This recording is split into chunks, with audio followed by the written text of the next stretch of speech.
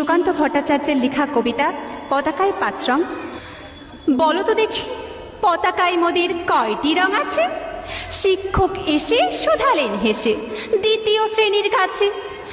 একসাথে মিলে সব ছেলে বলে চিৎকার করে জোরে, 3টি বর্ণ রয়েছে রাঙানো জাতীয় পতাকা জুড়ে। শ্রেণীর পেছনে বেঞ্চের কোণে শিশু ছিল এক বসে, পতাকার মাঝে 5 রং আছে বলল সে মৃদু ভাষে। কথা তার শুনে বাকি শিশুগণে হেসে খায় লুটোপুটি। শিক্ষক রেগে বলেন হেকে, বোঝাও কি করে পাচ্ছি।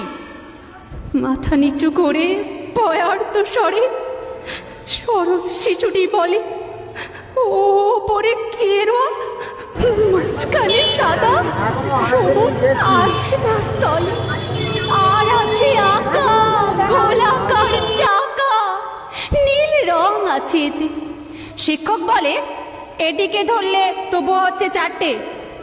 অবোধ শিশুটি বলল তখন, রং আছে আর এক, লাল লাল ছোপ দাগ দেখা যায় ওই পতাকার মাঝে। বাবাকে যখন আনলে ওরা কফিনের ঢাকা খুলে, জড়ানো ছিল দেহ কাদা তার পতাকার ফুলে। রক্তের দাগে ছিল লাল চোখ ওই পতাকার মাঝে।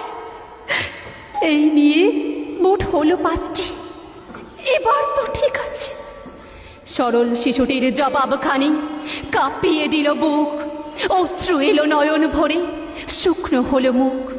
আজও যারা দেশের জন্য করছে বলিদান, স্বাধীনতার শহীদ সম তাদের অমর প্রাণ। হয়েছি স্বাধীন, পেরিয়ে গেছে 78টি বছর, দেশ বাঁচাতে যাচ্ছে যে প্রাণ, রাখছে কি তার খবর?